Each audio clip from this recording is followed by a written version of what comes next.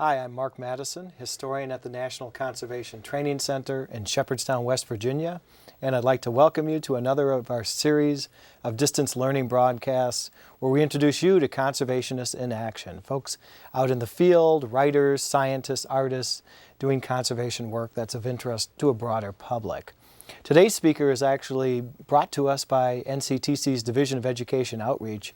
Very interesting author with a provocative new book, and we'll talk about him in just a bit. I just wanted to remind those of you in the audience, this is an interactive question and answer discussion. We really welcome your comments, your questions.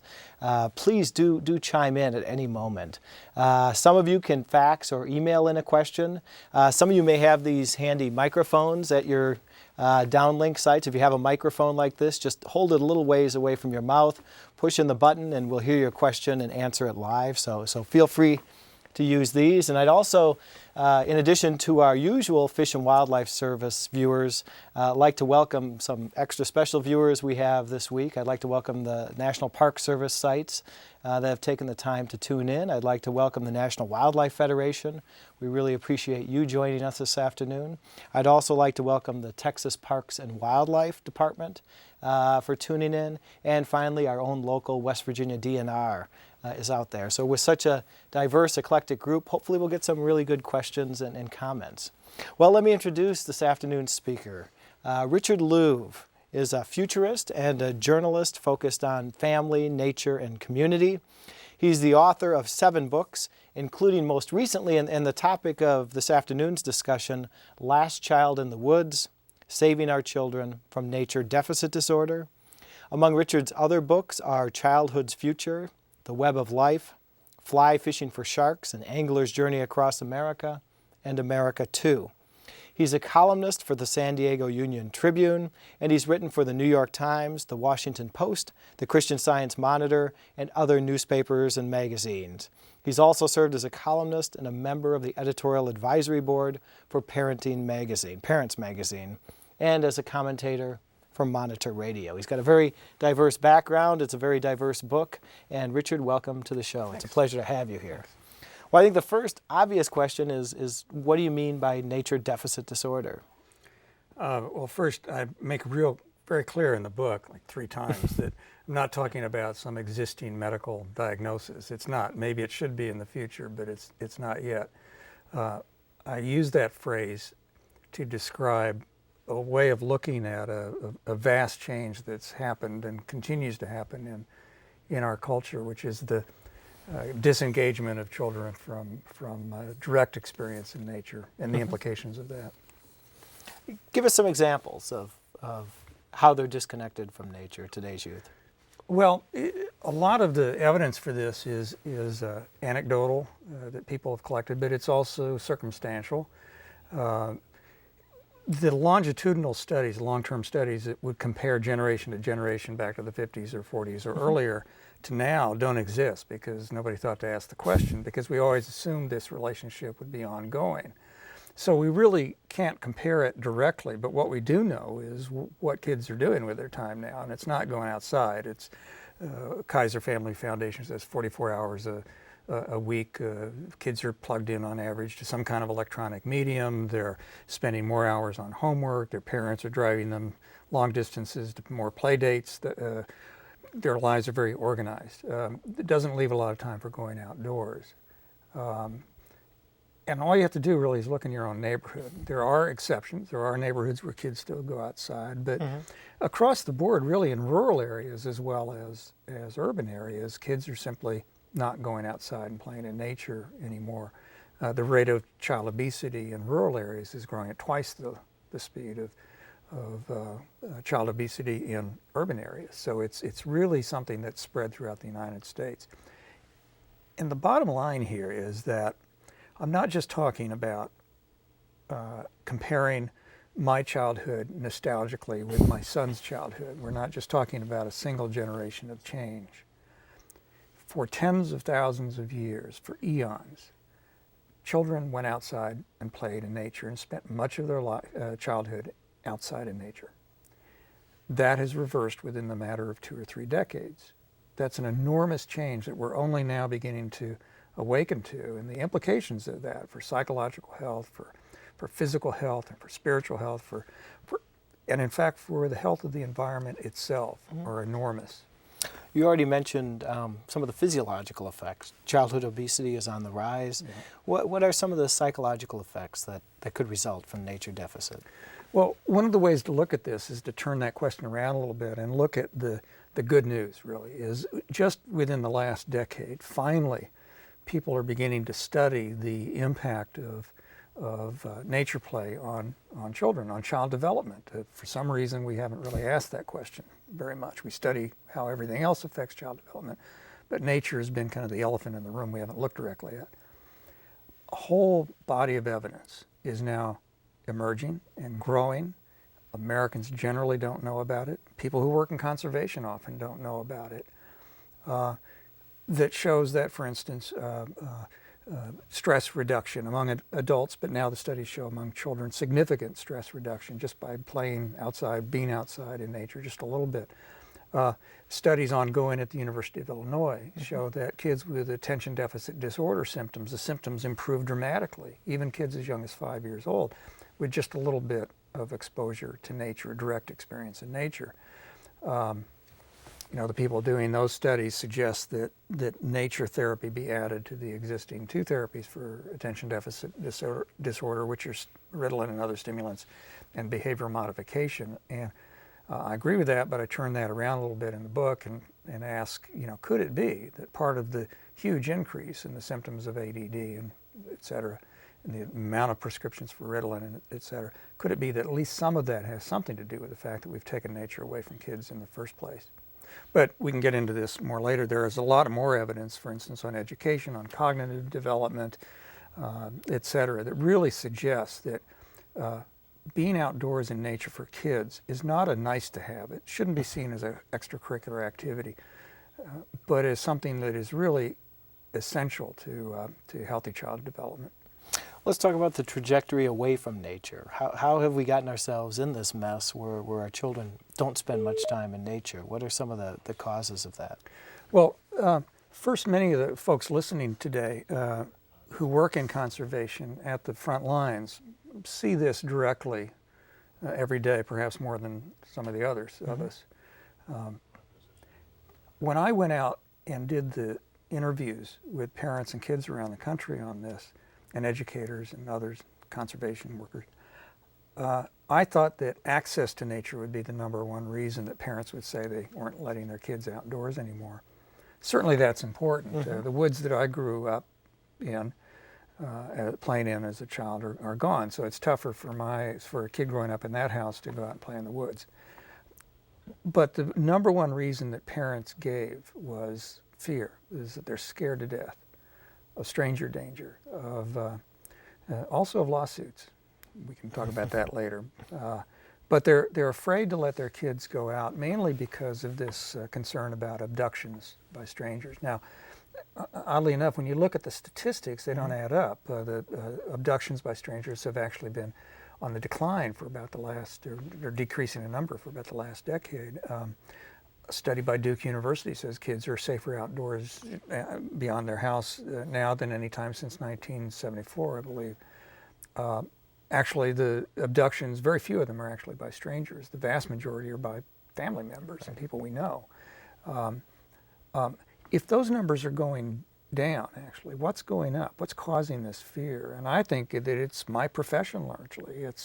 I'm a journalist, and you watch CNN or MSNBC or get hooked into that 24-hour news cycle, and we take a handful of abductions, of tragic crimes, and we repeat them over and over and over again. When we get done telling about the crimes, then we tell about the trial over and over and over again, until you get the impression, the false impression, that there is a boogeyman on every street corner. And this, I think, is conditioning us to live in a state of fear. This predates 9/11.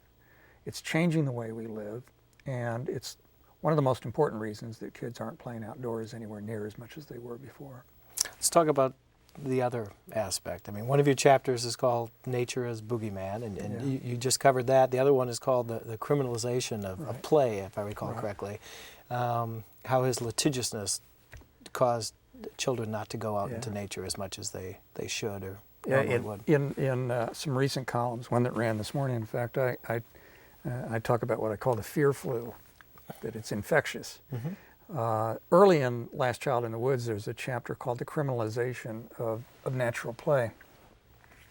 If you start adding up all the federal and state and local laws and then add to those the well-intentioned and probably needed restrictions, as many of the folks listening now know about, of picking up horned toads, etc., and apply those to children, and then add to those the huge increase in the covenants and restrictions, as they're called, that now exist in almost every new housing development that's been built in the last 25 years or 30 years.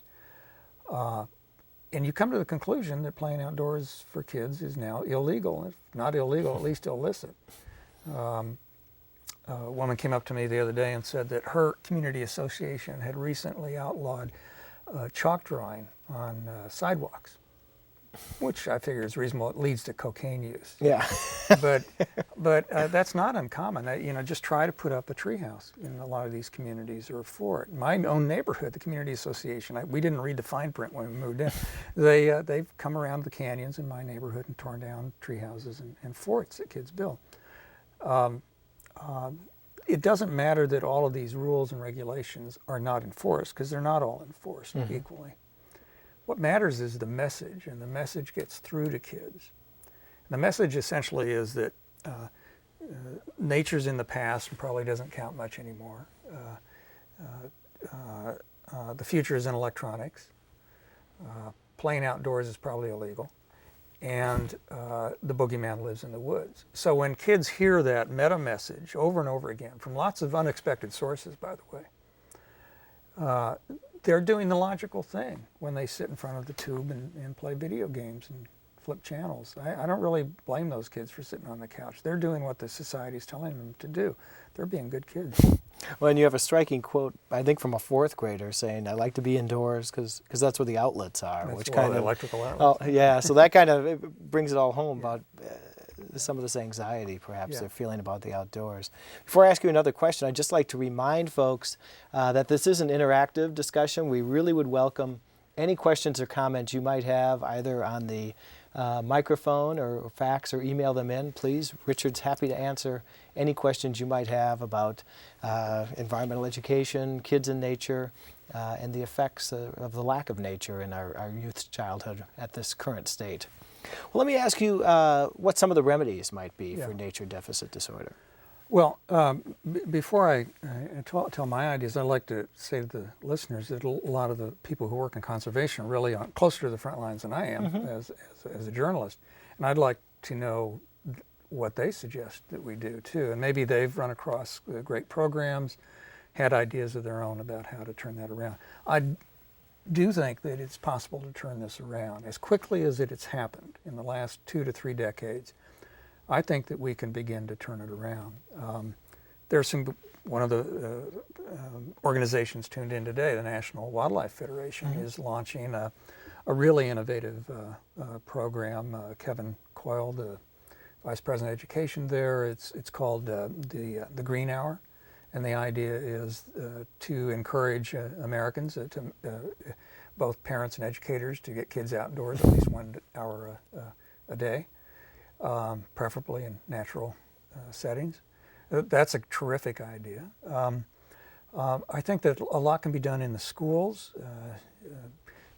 Some of the evidence on how great nature is for kids in education, for example, in the 90s, studies were done that were just backed up by a new study that was released by the California Department of Education just a few months ago. Basically, kids who have their education in schools with outdoor classroom emphasis, those kids do better across the board, from social studies to standardized test scores. This recent study showed that kids who were in those kind of programs with outdoor classrooms did, I think, 27% better on math and science. Wow. So this is great news.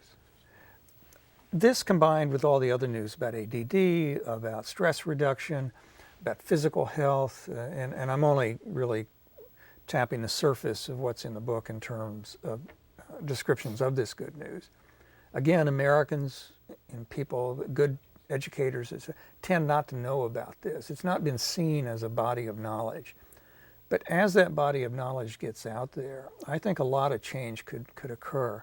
And not only in terms of children themselves, but this touches lots of other issues. And we'll talk about that, I hope, in a minute. But right now, for instance, parents have kind of two lists on their refrigerator door. Mm-hmm. One of them is the things that we'll do when we get around to it, after we do the good things to do with our kids, after we do the really important things. Nature is nowhere near the first list now. It's on the second list if it's there at all. The first list is the important stuff. Well, things have come and gone from that first list. I mean, flashcards used to be on that first list. Now they're off. So things can come and go. I would like to move nature to the first list, culturally.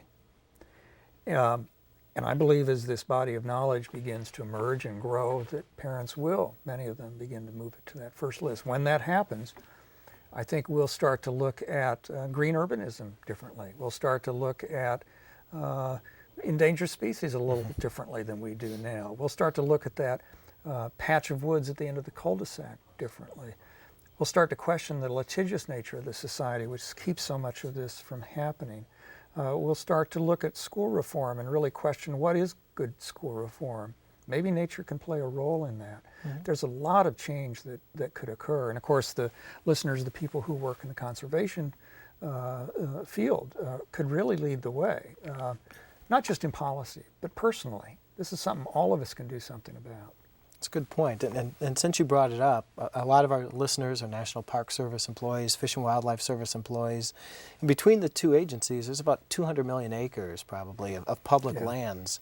And your book nicely points out some of the opportunities and even some of the limits on public lands for kids encountering nature. What role do you see for public lands in overcoming nature deficits?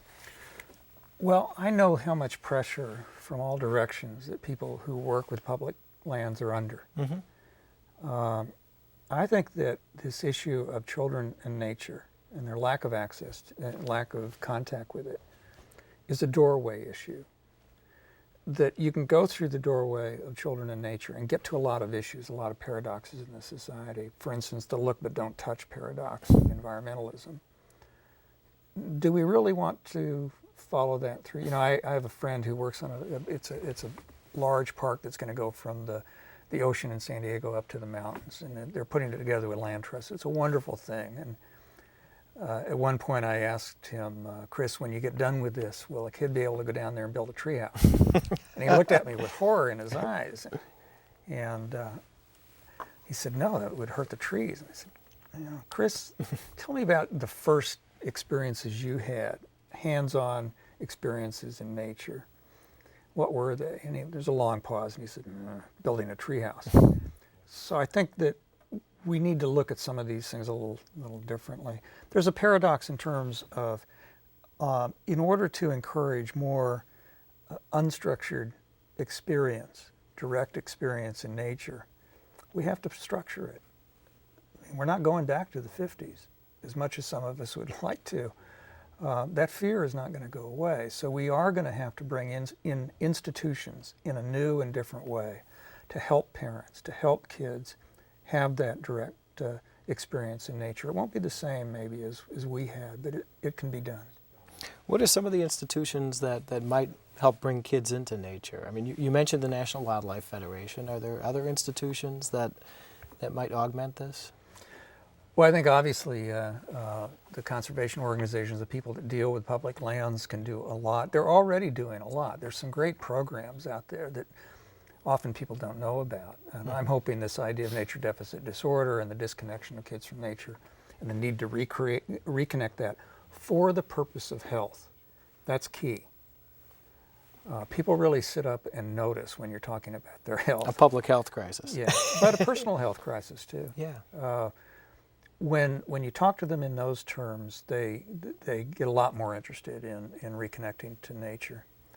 I think that parents need to be focused on every bit as much as kids do in this regard. There's a whole generation of parents now raising their young children who did not have the experience of being involved in nature as their parents did. And there's going to be more of those parents. As they learn about how good nature is for their kids' health, and by the way, their own, they will want to do more of that, but they don't know how. They've not had the personal experience. So that's where so many of the conservation organizations and educational organizations can really come in, the nature centers, and really help those parents who want to do the right thing. And by the way, there are a lot of parents out there doing the right thing. I hear from a lot of them. One of the nice things that's followed the book is that I've heard from a lot of parents who've been getting their kids outdoors, but they didn't quite know why. Like me, they were doing it based on nostalgia and just kind of an instinct that it was good for their kids. Once they know about this body of knowledge that's expanding, they feel a lot better about it. And I remember one email I got from a woman who said that the subject line was, now I know why I'm doing what I'm doing and why it's right. And she and her family made a lot of decisions to make sure their kids had access to nature and involvement in it. But a lot of parents who are doing this get some flack from their in-laws or their neighbors who don't understand why Johnny or Jeannie isn't signed up from dawn till dusk and soccer and Suzuki violin lessons and all that. And so I hope that this book and this idea, that as it spreads, will give those folks some support. Yeah, I mean, one of the things that occurs to me is having 3 children of my own, what happened to summer? Yeah. We basically, as children, used to spend summer doing nothing but fishing and hanging around outside and building a treehouse, which I concur. The treehouse I built 30 years ago is long gone. The tree seems perfectly fine. It was a temporary blight, I think, that it quickly. Yeah. But the regimentation has taken away a lot of this. But let me go back to another point you made about giving parents information who might not have had the nature experience. It's a generation perhaps between yourself and myself and children. Oftentimes organizations, conservation organizations, think in terms of educational materials that might convey our work or what we do. Yeah. Endangered species for Fish and Wildlife Service, Park Service, the values of national parks, their riches. But it sounds actually like there's a niche not being met of environmental education materials that we need to provide to parents so they can enjoy nature with their children. And not to put you on the spot or anything, but could you give us a sense of what that need is? I mean, do they need something that they could do in an hour, or what? Because we really haven't necessarily been thinking along those lines as environmental educators. Well, these obviously aren't my ideas or new ideas. I mean, Right. Rachel Carson said, she has a great quote, I'll paraphrase, it's in the book, which essentially said that when introducing a child to nature, it's not as important what you know as it is how you feel. That sense of enthusiasm from a parent or a teacher or a conservation employee, whatever, that matters much more than the actual facts, imparting knowledge, what we think of as knowledge. What kids miss most is just that hands dirty and feet wet experience of being immersed in nature. By the way, that immersion is part of the explanation, which is still somewhat mysterious as to why nature has this effect on people. It involves the biophilia hypothesis, which many of your listeners know about, which is we're all still hunters and gatherers biologically, and there's something in us that we don't fully understand that needs to see natural landscapes. And when we don't get it, we don't do so well. But that direct experience, just for the joy of being there, not to learn about global warming, not to catalog every name of every critter on Earth, although that's important. It's hard to value something if you don't know its name. But just to be there, I think this touches on many of the people who work in the environmental conservation area, in environmental education, are a little depressed recently, and not so recently, because the wind is not in our direction necessarily. I think part of the reason for that is the way we talk to ourselves about the environment and the way we talk to young people. Recently I was asked to talk to some students at a high school, and I walked in, and they were given extra credits, so that explains why there were so many. There were 200 of them, and I really expected a lot of note passing and noise and stuff. I talked for an hour, they talked part of that hour, we had a conversation. You couldn't hear a pin drop. I talked to them about the connection to health and nature, their health. And I talked to them about this idea that everything in the next 40 years must be done differently.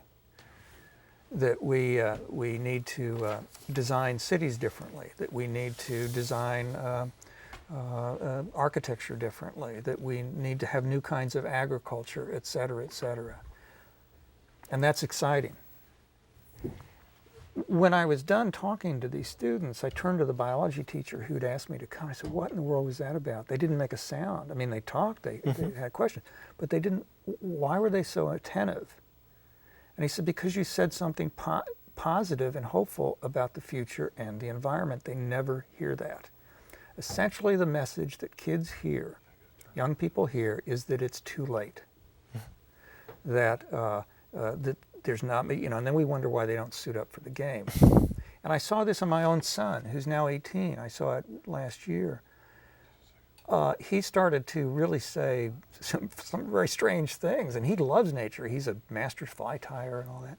But he started to say, Dad, it's okay that they cut off that hill over there, isn't it, and put houses on it, flattened it, and put houses on, because those houses are nature too, right? I said, well, yeah, in a way. And he started saying more, and I talked to him about that. And he said, look, whenever I think now about nature disappearing and the woods going and all of that and global warming, it's too painful. And I think that he was rationalizing stuff that he normally wouldn't approve of or be excited about in order to deal with the pain that he was feeling because of this message that society is sending over and over, including environmental organizations often, that it's too late. So what can you do? And when you talk to students about this, the biology teacher said other people had come into that class and talked to them, including a guy who's a worldwide expert on global warming, and their eyes freeze over, the students' eyes freeze over. When you turn that around and say, everything must change. We must do all kinds of things differently in the next 40 years. And this is associated with your health. He assigned those 200 students to go out and spend a half hour in nature and write about it. And he gave me the essays, which I wrote a column from, and they were amazing. There wasn't a cynical essay in the group. These kids talked about this half hour as if it had changed their life, and maybe for some of them it did. They noticed all kinds of detail they'd never seen before. They said, I'm going to do this again. And when when you look at those essays, first off, they were primed for that. They were primed because somebody came in and talked to them about the positive possibility in the future of all kinds of new careers, et cetera, doing things differently. But secondly, somebody talked to them about nature's connection to their health. They had a very different experience than they might ordinarily have had. That half hour did wonders. Now, with things like the National Wildlife Federation's Green Hour, I mean, think what we could do. Think how fast we could turn that switch back on with young people if we began to change that message. And that doesn't mean for a minute pulling back on telling them the bad news about the environment, but that means introducing that at more age-appropriate developmental levels later on, not when they're preschool maybe. It also means making sure that that message is balanced with good news about health and a direct experience in nature, so that they're out there just for the joy of it. I think that's an enormously important thing that we can do. And the agencies calling in today, they can all play a role in that. Well, coincidentally, we have our first question from the National Wildlife Federation. And somebody watching from NWF had this question for you, Richard. She wrote, is there any information available on the long-term success, for example, college graduation rates, career choices, on kids that spend time out in nature? I doubt it. I doubt it.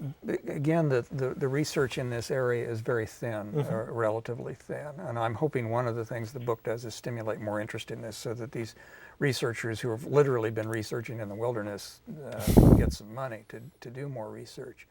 What we do know is that the number of people enrolled in the traditional conservation and resource management courses, programs in colleges and universities in the United States has dropped significantly, and that the conservation organizations, agencies are facing a brain drain around 2007 as baby boomers and others begin to retire in large numbers. Where are those folks going to come to replace them? So we know that that is occurring. At the same time, other kinds of environmental programs have increased in their so we're not quite sure what's going on there, but I think as a matter of survival, environmental organizations, conservation organizations are going to have to start asking exactly the kind of question this person asked. We have to think about this in larger terms too. Again, I'm not just talking about an exercise in nostalgia comparing our childhoods to the kids, but a vast change. Studies have shown that people who become conservationists, environmentalists, whatever we want to call them, almost to a person had some transcendent experience in nature when they were kids. You have to ask, what happens when you take that experience away from a big part of a generation and an even bigger part of the next, and where do future stewards of the earth come from? So this is a question that is very important for our children's health, but it's very important in the long term for the health of the earth itself. It's a point that's made very well in the book, actually, and in a column you wrote recently about marking the end of conservation, and that there's really two challenges. One you just alluded to: if kids don't experience nature, at least anecdotally, it seems less likely that they will become committed to some type of conservation or environmental work. But then you talked about it briefly a minute ago.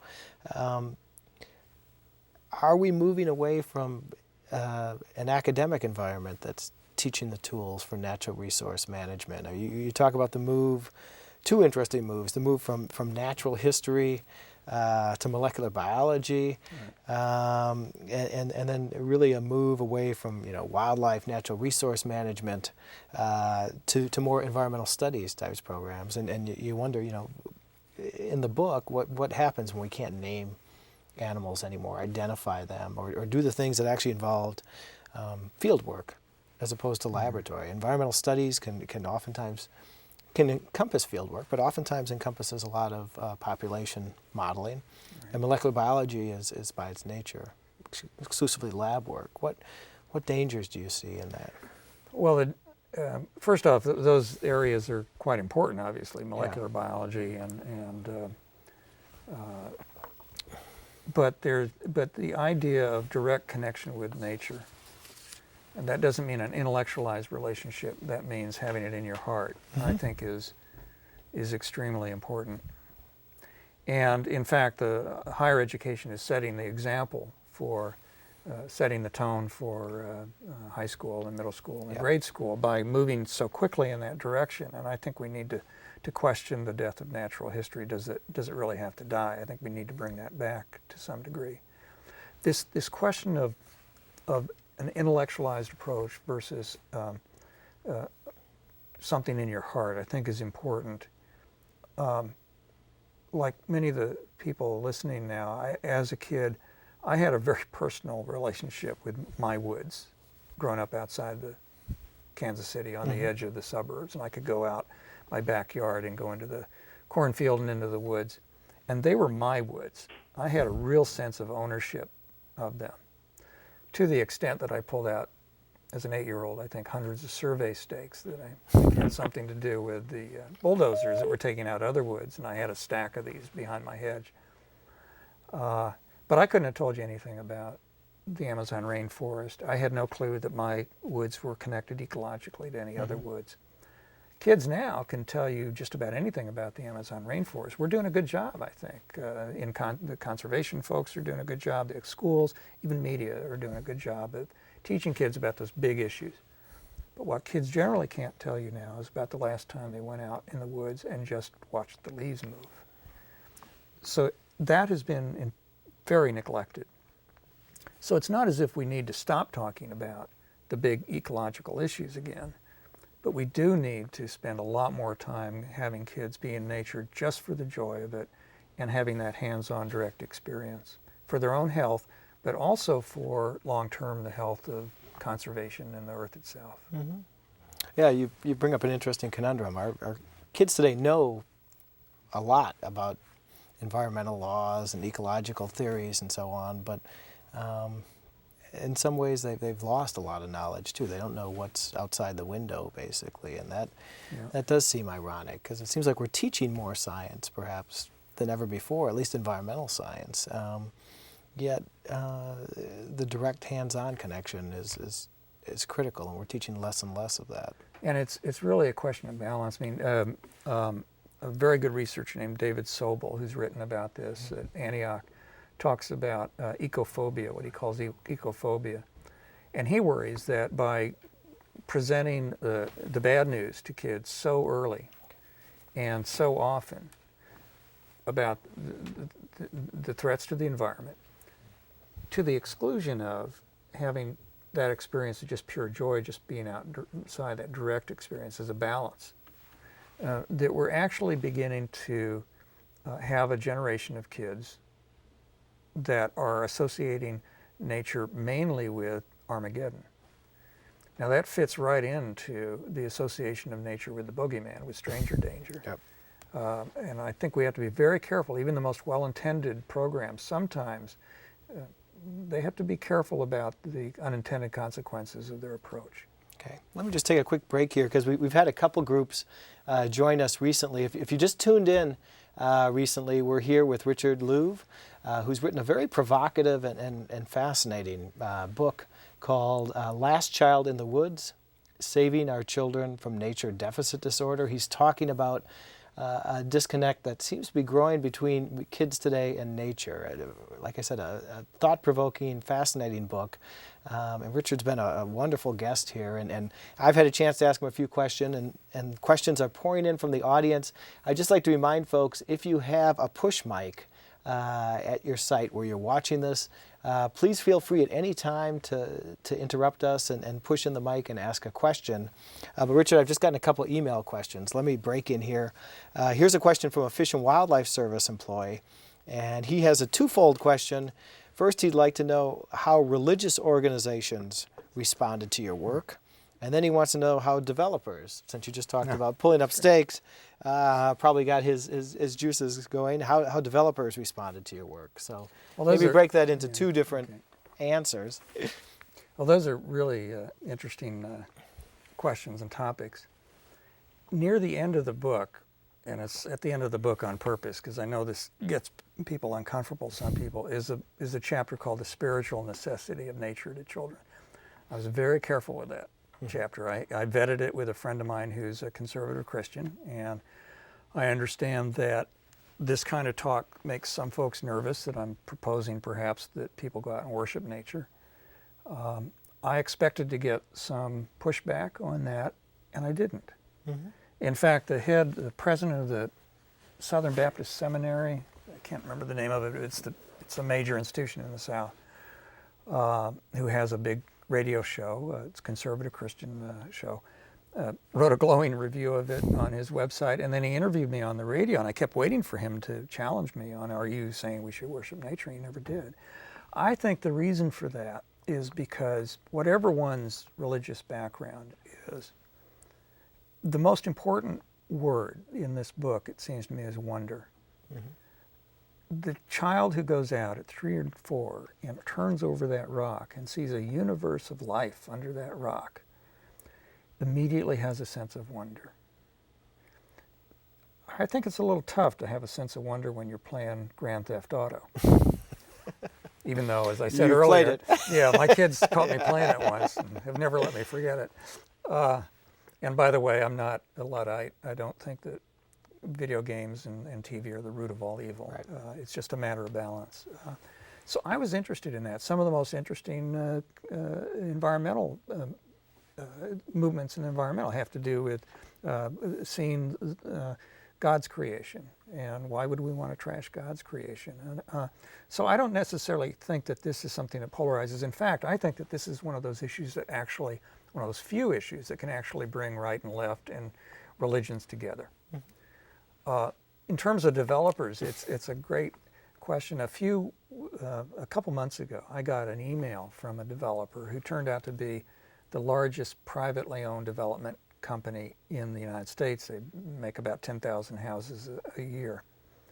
And he told me in the email that he was the founder and president of it, CEO of it. And he said that he just finished my book and that it had profoundly disturbed him, quote unquote. I kind of like profoundly disturbing developers, but he wanted to change actually the way he was doing his developments. And he asked me to go to what he called an envisioning in Phoenix. I went. He asked me to give my presentation, which I did. There were about 60 developers and marketers and builders, et cetera, in the room. After I finished, he asked them to go into small groups and solve the problem. How are we going to build developments differently in the future so that we can connect kids to nature? I went in thinking I was in the den of lions, and I was astonished. In 20 minutes, those folks came back with some great ideas.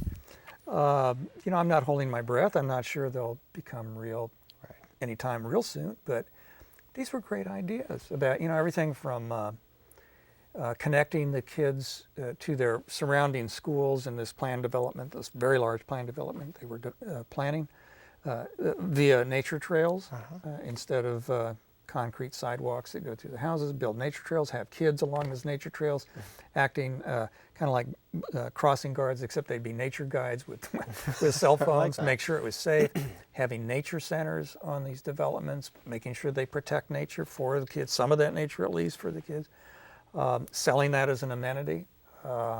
This is a way, if you're worried about your kids not being connected to nature, it's not necessarily true that a development will kill all of that. Right. We can do things differently. CBS Evening News had me on that week, and they called me while I was there at this conference. They asked me where I was, and I told them, they said, do you think that this developer would talk on television about this? I don't think so. Developers don't do that. Would you ask him? I did, and he went on national television, said he was going to start taking a different approach. So the point of that story is not that I think that this is going to change overnight, but if a room full of developers and real estate marketers can get that excited and come up with a list of really pretty interesting ideas in 20 minutes, then I don't think that things are hopeless. Well, that brings up another interesting point, though. You've spoken before developers. You've spoken before conservative religious organizations.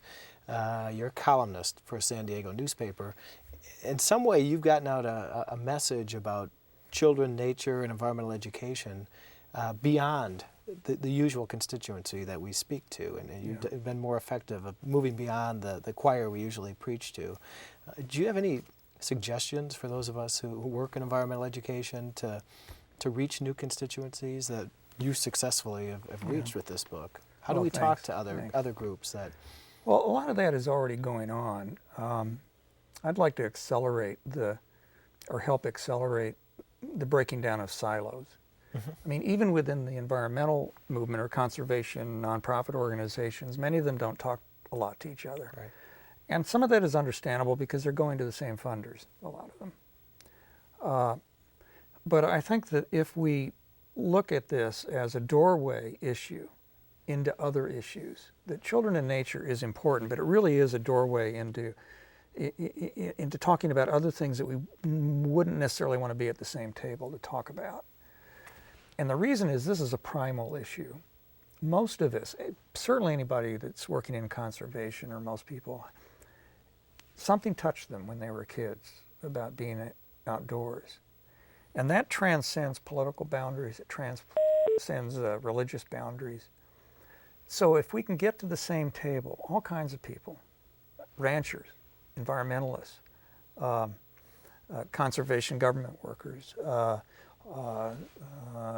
the people who care about child obesity, pediatricians, organizations like that, attorneys, insurance companies, who have a lot to do with the disconnect with nature because of the litigious issue. And that's just to name a few of these organizations. The people who care about smart development, about walkable cities, etc. Children and nature is an issue that touches all of these organizations. Late in the book, I ask a question of Mike Perchek, who is former FTC chairman for Carter, who also was very instrumental in the no smoking campaign. Right. Now, whatever one thinks about the no smoking campaign, it was successful. It worked on both a political and a social level. And I asked him, how can we make quick change on this issue? And his basic answer was, you bring unlikely bedfellows to the table. It's a mixed metaphor, beds and tables. But you get these people who wouldn't necessarily find common cause on just about anything else, and you bring them together on children and nature, and you ask them to solve the problem. Again, I think when people begin to talk about that issue, that opens up a dialogue that's possible that it can spread to lots of other issues. That's a good point. Well, we have another question, this time from a viewer out in the Texas Parks and Wildlife Department, and she asks the following. Are you tied into the effort to create areas within natural areas for kids to dig holes to China? That's great. There is a concern that many of our public lands are hands-off and too controlled. That's from Texas Parks and Wildlife. Yeah. And yes, now, none of this is black and white. Do I think that it's great that ATVs be, loosened on every square inch of national parks? No. Anything that creates permanent damage? No. But should a kid be allowed to build a treehouse here and there? Yes. Should they be able to dig a hole? Right. She may be referring. I actually have a paragraph in the book about one of my things when I was a kid. There was a hole in our backyard, and I was convinced I was going to reach China, and the benefits of trying to reach China. I do think that the look but don't touch needs to be challenged. Not everywhere. Not every piece of land can take more pressure from kids, but we do need to question that. There may be ways to do this that excludes certain activities, but includes some activities by children that allow a little bit of damage for a long-term gain.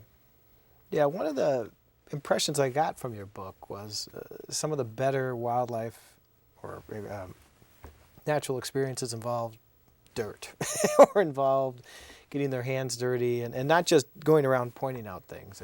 There's a bird, there's a flower, but actually letting the kids handle things and really interact with the environment. Does that tie into some of the studies you reference from educational psychology, different ways of knowing and so on? You talk about Howard Gardner and the Kaplans and Right. How do we learn differently if we're in a natural environment and handling things, holding things, digging, climbing, whatever, as opposed to a slideshow? Right. Well, Howard, there's a lot of thought about that. Obviously, it's not a new question, but or new issue. But Howard Gardner of Harvard, who came up with the seven ways of learning. People learn differently. Some learn visually. Some learn with their ears, etc. In the last few years, he added an eighth intelligence, which is natural intelligence. There's not as much research for that as there is for the others. But this act of physically learning directly through our hands, through experience, I think is very important. One of the explanations for why nature seems to be so good for kids and ADD and all of this other stuff has to do, I think, with the senses, the full use of the senses. Other than the New York subway, I can't think of very many places where you're using all of your senses at the same time as you are in nature. It's what nature does for us when we're out in the woods. It's very different from sitting in front of a screen all day and really blocking out the world. When you're in nature, you're letting in the world. One of the stories that I tell in the book is about going up to a nature preserve near where I live with some gang members from San Diego. And in the morning, these guys, and these are big tough guys, they're early 20s, late teens, and in the morning they were actually scared. And this is a kind of a common response that people who work in these programs will tell you about. One of the guys said that it was too noisy. He says, it's too noisy out here. I said, what are you talking about? You know, you come from a neighborhood where it's gunfire. He says, well, there's about 4 or 5 noises, sounds in my neighborhood, and I know what they all mean. Out here, there's hundreds of sounds, and I don't know what they mean, but they seem to mean something. He was immersed in something.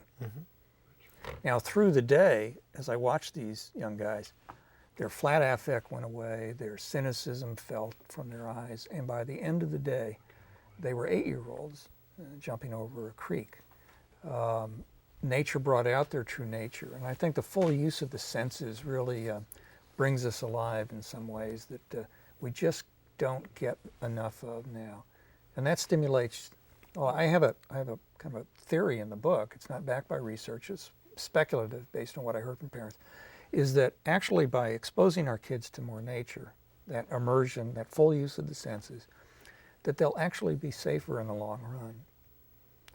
You know, there's more likelihood they'll know somebody's behind them, you know, if they exercise these senses, as opposed to the atrophy of the full use of the senses, which is going on now. That's a very interesting point.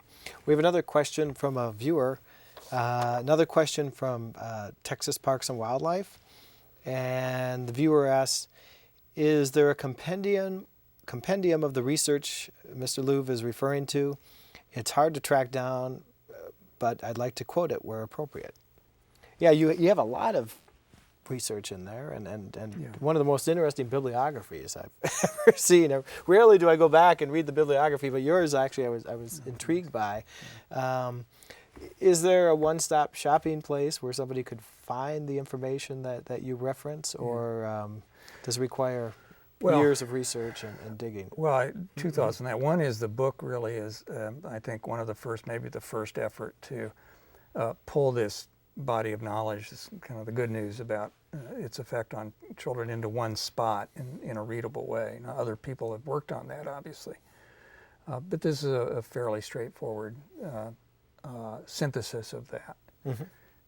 And as you say, there's a long bibliography and everything is sourced, et cetera.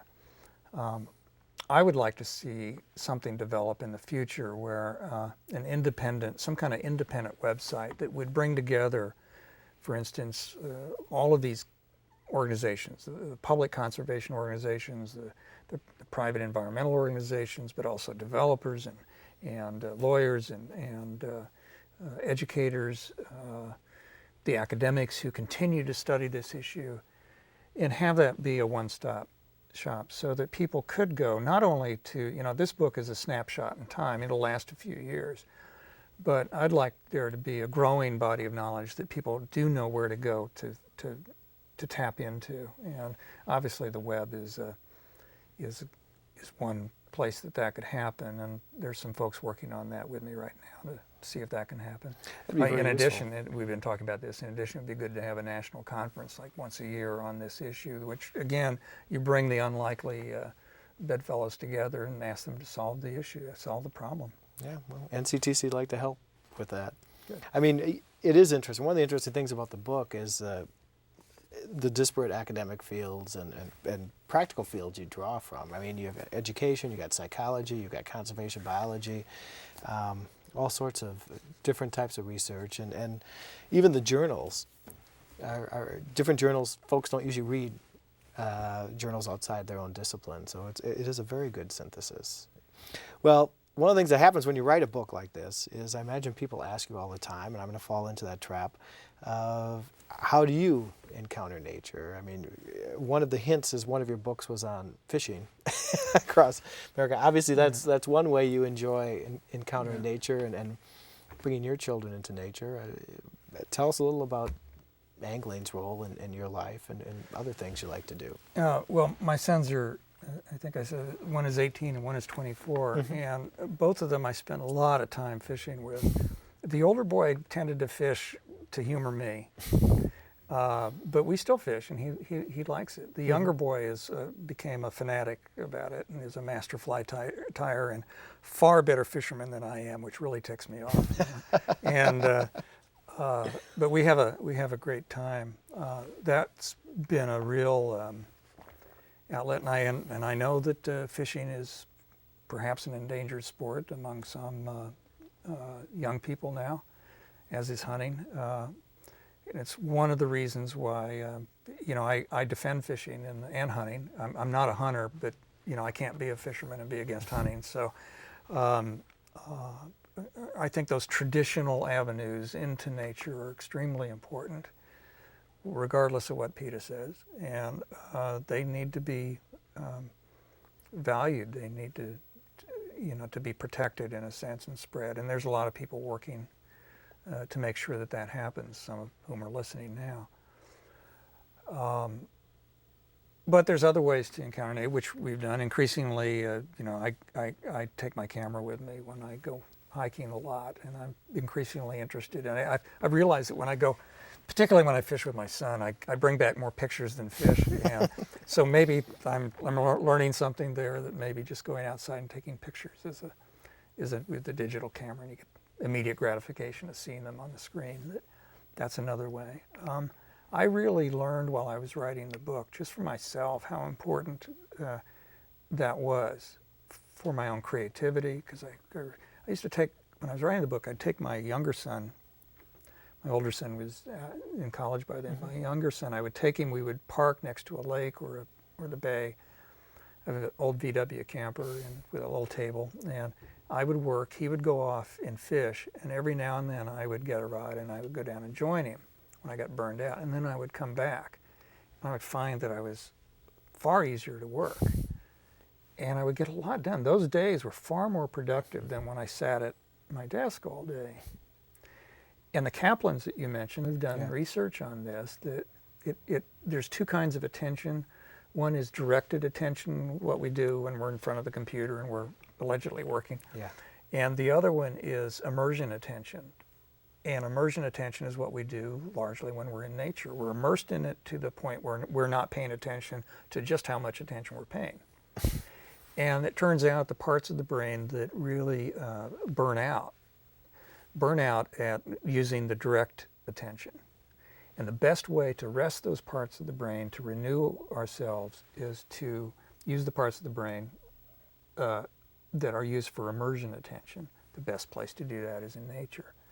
So this is a long answer, but I think just for myself, I rediscovered the role that any kind of access to nature plays in creativity and in productivity, my own.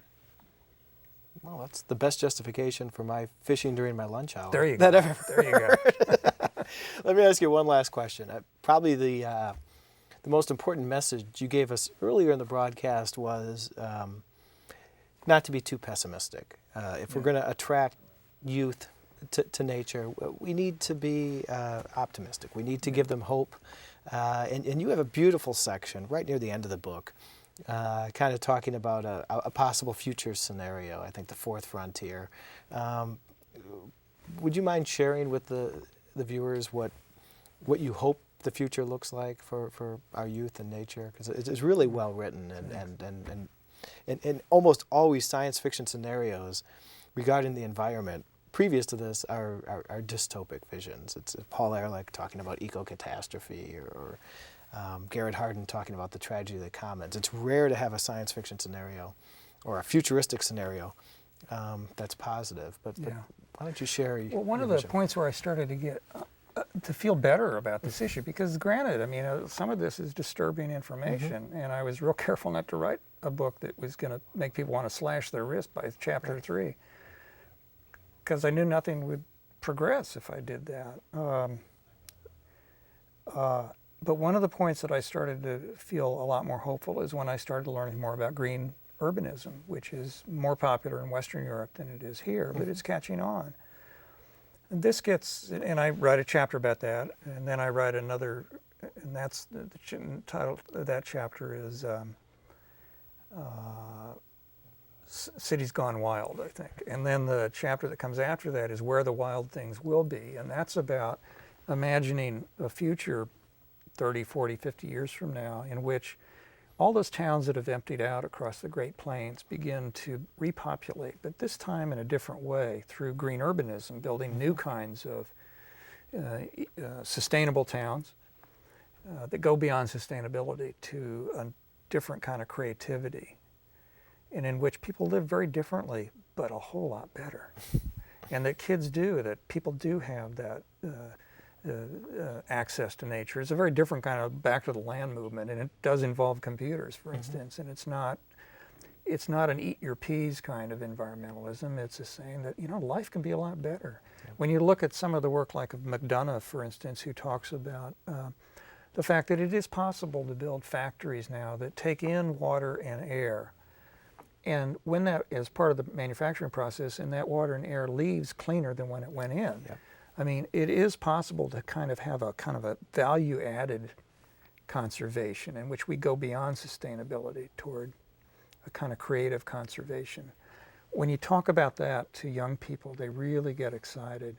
I get excited when I think about it. In the book, in terms of the hopeful future too, the second moment I began to become more hopeful, and this is before I talked to the high school kids, a few weeks ago, but while I was researching the book, I started going into college classes, again thinking that they might push back because I was essentially telling them, look, you're the first denatured generation. And they may not like that. Well, quite the opposite happened. I've been talking to college classes for 25, 30 years, and I've never seen a response like this. These young people were on the edges of their seats. Essentially what they said was, we've never really thought about this directly. It's not been on the table. But now that we're thinking about it, you're right. And we got just enough taste of nature to know now that we're thinking about it, that we missed out. They started sending me email and essays, some of which I quote in the book. And they essentially had two messages. One was, never really thought about it before, but it's been in the back of my mind, and now that I'm thinking about it, I'm not going to do this to my kids. That was one of them, when I have kids. Mm-hmm. The other message was, how can I use what I'm learning in school now, the profession I'm learning, to heal the broken bond between children and nature for future generations? And I would write them back and say, I cannot think of a single profession that can't be applied in part or whole to doing just that, part-time or full-time, whether you're a lawyer or an environmentalist or a conservationist or a teacher or a janitor or a custodian. Whatever you do, you can do something. When I was on the book tour, it didn't take long to realize that this is not, to my surprise, an intrinsically or ultimately a depressing issue. Mm-hmm. People weren't leaving depressed. And I think I finally figured it out, which is people feel, just as my son felt, overwhelmed by the pain of all the talk about the earth ending. People feel overwhelmed by that, by issues they don't feel they can do much about. It's pretty tough to go out the door here and do something about the hole in the ozone or global warming, aside from buying an expensive Prius, which most of us can't afford. But all of us, no matter who we are, can go out that door and do something to connect kids to nature. And when you put it in the context of there being very few things more powerful that you can do for the future of the earth itself than to make sure that the next generation is not disconnected, that idea has far greater power than one might think. People feel that they can do it. We can do this. That's what they bring to that issue. And that's the biggest surprise of having done this book. Well, that's a very optimistic and idealistic note to go out on, and totally appropriate for this wonderful book. Richard, thank you so much for your time. I really appreciate it. And those of you who tuned in, we really appreciate you giving us an hour of your busy afternoon. We hope you'll tune back in for our next in this series of Conservationists in Action. Thank you.